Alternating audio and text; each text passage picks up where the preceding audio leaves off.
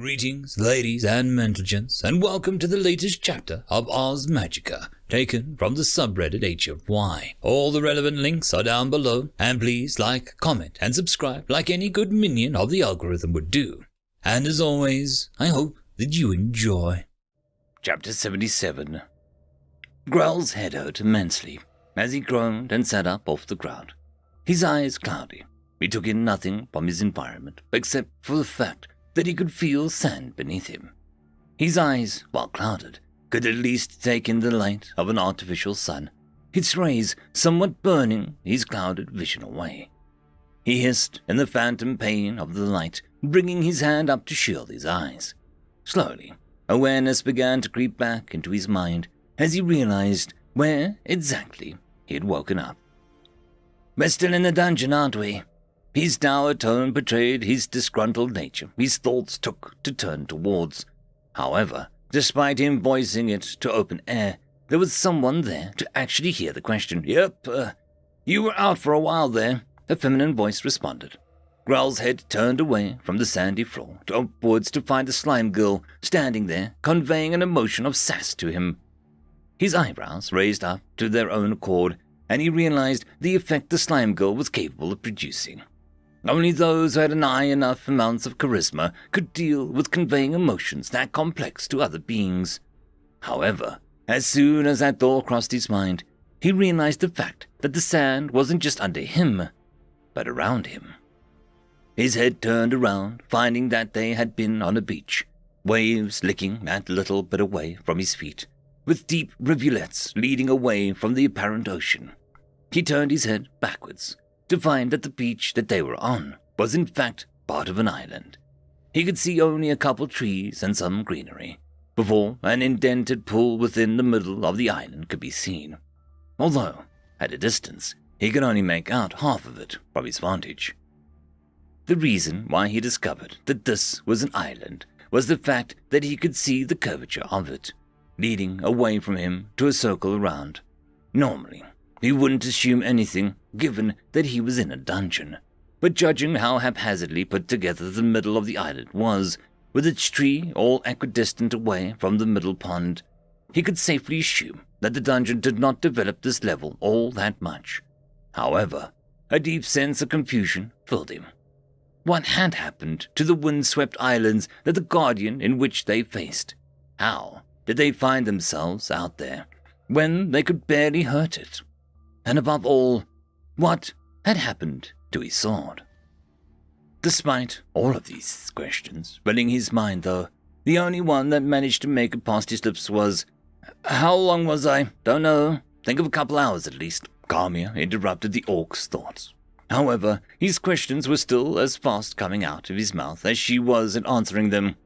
"Where's the Marwell and your fox friend are trying to find an entrance to the next floor?" The orc's next words fell out of his mouth at her declaration. For a second, he had thought that he'd gotten the answer he needed, but he noticed that there was one person, perhaps one bide, that she had forgotten to include. "What happened to the lanky one?" Dave, at his question, Carmia's stance went away from its natural smug expression and slumped in on itself, becoming morose. I don't know." The orc's gaze turned incredulous towards the Pogana. "Did he not come with?" His question was met with silence. The bipedal slime, in its silence, began to lose definition that it once had, its easily portrayed emotions fading with it, until it was just a blob laying on the floor. Growl was worried that he'd done something wrong at that moment, but a quivering in her form dispelled his fears. There were a lot of air golems after us. He didn't want to take the chance that they could follow us through." Growl sighed as he looked out across the crystal-clear water, seeing the artificial sun bouncing upon the waves. While he was considering Carmia's words, he was more focused on the amount of water before him, trying to imprint his memory onto his mind as he stood up off the ground.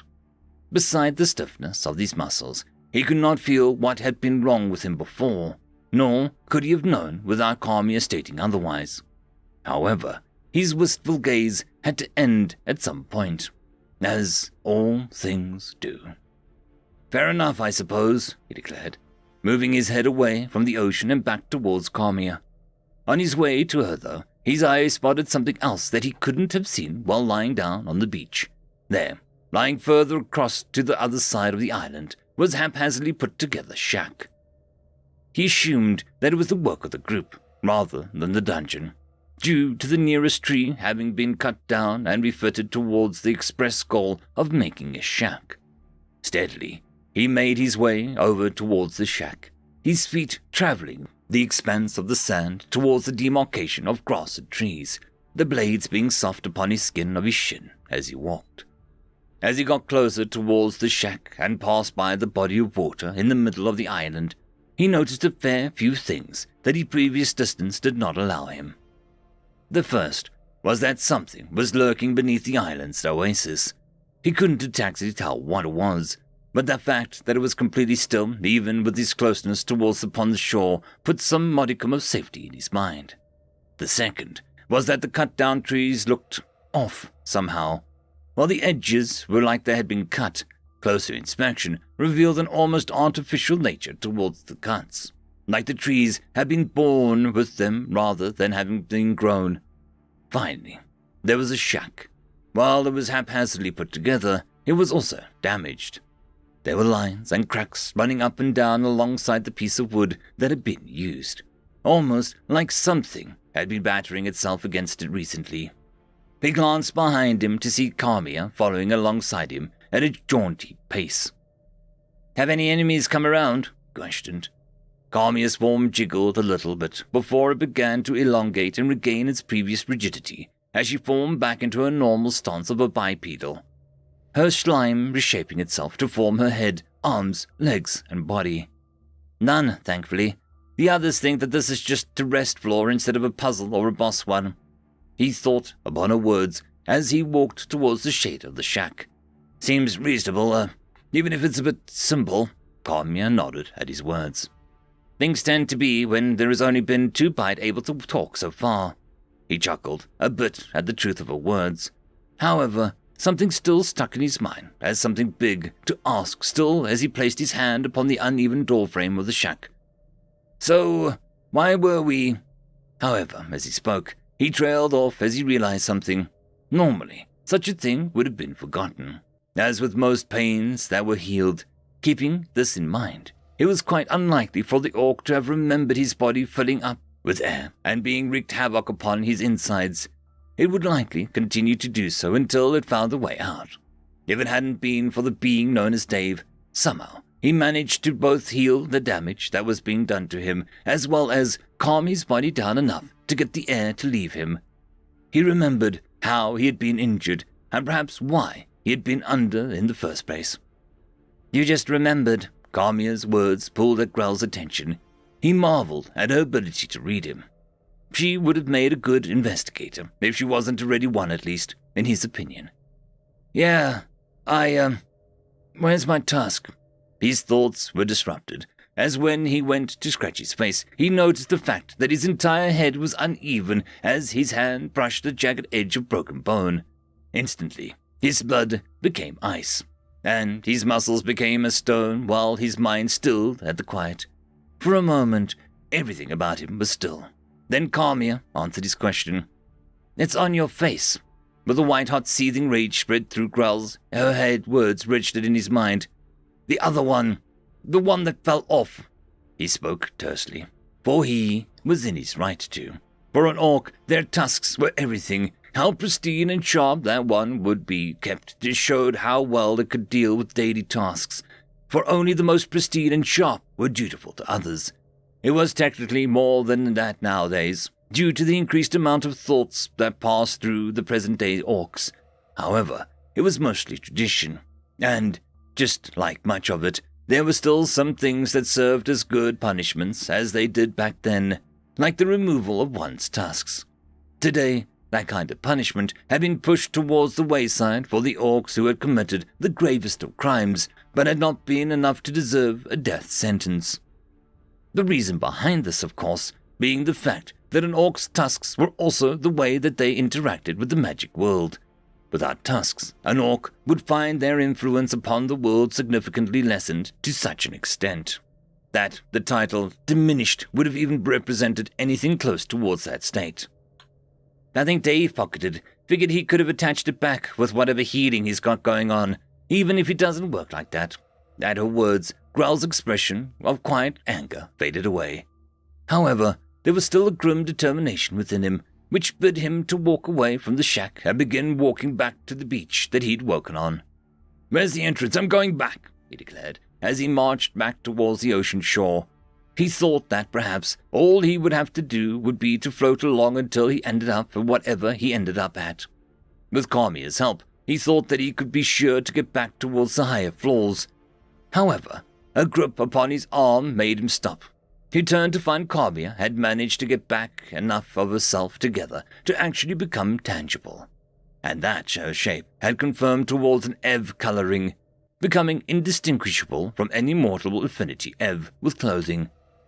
The only things that had stayed the same, color-wise at least, were her clothes, hair, eyes, and the inside of her mouth. "You think I'd be here if we could just go back? Look up." At her direction, he followed her outstretched hand as it pointed towards the sky, and there, right in the middle of it, was a cloud. It was the only visible cloud in the sky, but it was distinctive enough to be seen because of what was in it, the darkened outline of a trapdoor.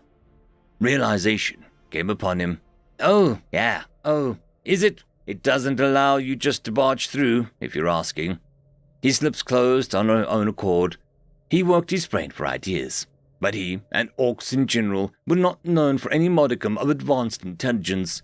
Sure, one could develop more as time went on, but different species would always have differences from one another, either positive or negative.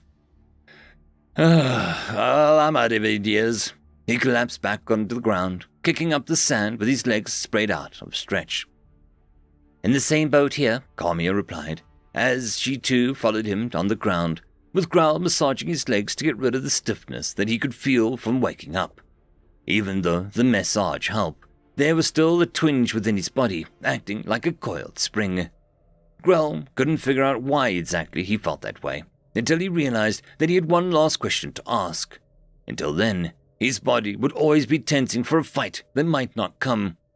"So, where'd the others go? From what I can see, there's not exactly much," Kamia responded. Growl nodded at her remarks. She smiled before gesturing towards the open sea. "Yeah, from what I understand, your friend could feel something with his ferrokinesis, or something down below the sea. Thought that it would be an exit." The Orc's brow furrowed at a statement. He didn't think that Marshall had ferrokinesis, but he realized that he was probably just telling her what would be acceptable to her. After all, Marshall had access to magic now, and anything was possible for a two-bit detective.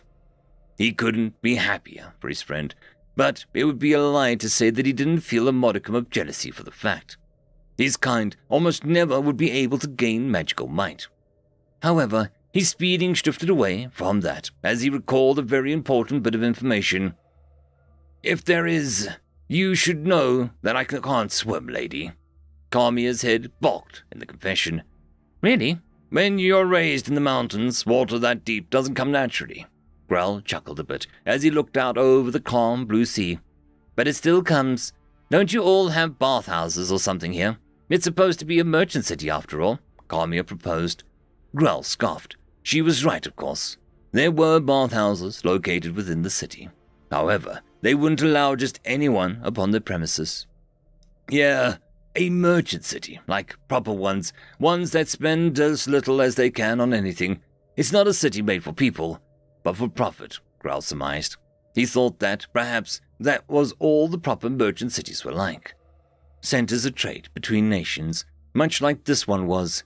However, it only lied upon the intersection near 3 borders, and was far away from being the most influential city upon the continent. He knew that, perhaps, there were other cities that were different, but until he heard otherwise from any of the forces in the VOG, he considered himself to be the forefront expert on the matter, given that he was born and lived in one. But there may be benevolent merchant cities, but this one ain't that.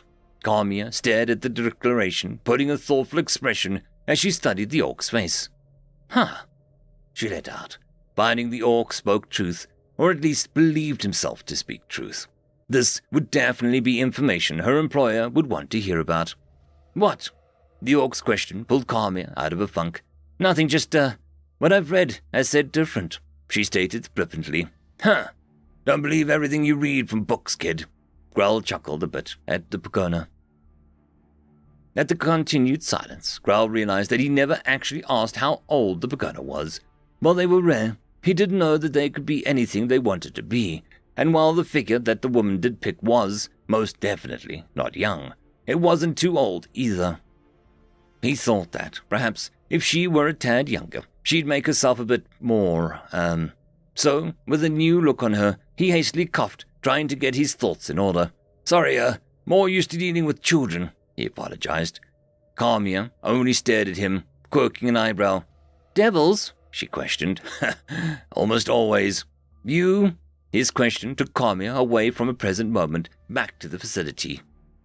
She hadn't thought of the place in a while. Back when she first received her class, she was told to basically teach others to receive theirs. As they had stated back then, no matter what level of spy she was, as long as she had the class, she could get others towards it. Sure, it wasn't exactly a master spy yet, but the title of teacher was something easily given as it was taken.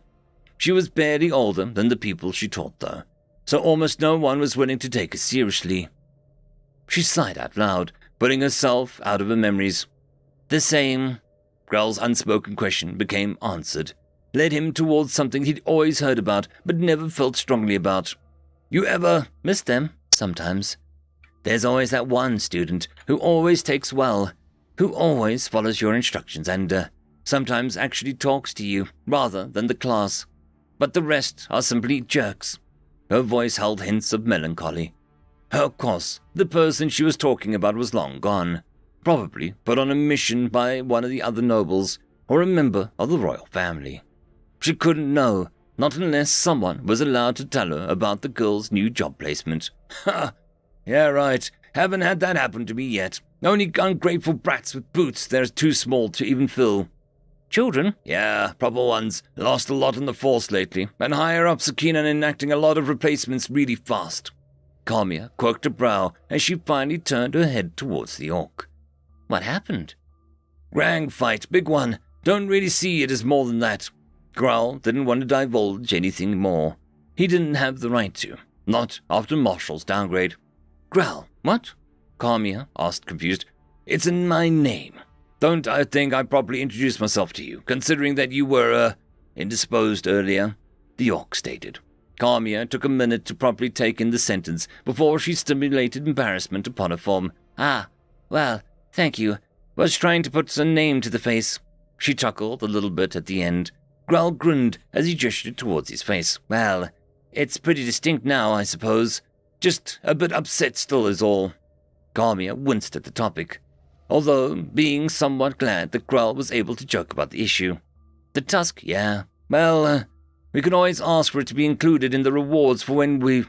A splash interrupted her thoughts, and her attempts at comforting the hurting orc, drowning out the sound of gentle lapping waves that had continued on until now. Out of the depths, three figures emerged. The first two were familiar to both of them, being the comrades that had entered the vast wave frantically as it swam to shore, with the fox barreling across the waves, riding them, looking behind them both at the third figure emerging. The first thing that came up was the face, its form still obscured by the water, bent as it came to the surface, only for the water to cling towards itself. Then came the tentacles, as the water clung to the less and less surface area as it arose. Finally, it laid upon the water. It's indistinguishable from the liquid around it, taking the form of a ginormous kraken. Then, while the two were staring at the 4-story tall water-given life, the fox began to scream, Why is everything in this dungeon about elementals? End of chapter. I would just quickly like to thank the T5 channel members and patrons. Caspar Arnholtz, Cam Maxwell, Barkey, It's Difficult to Pronounce, Lord Azrakul, and Arcadian.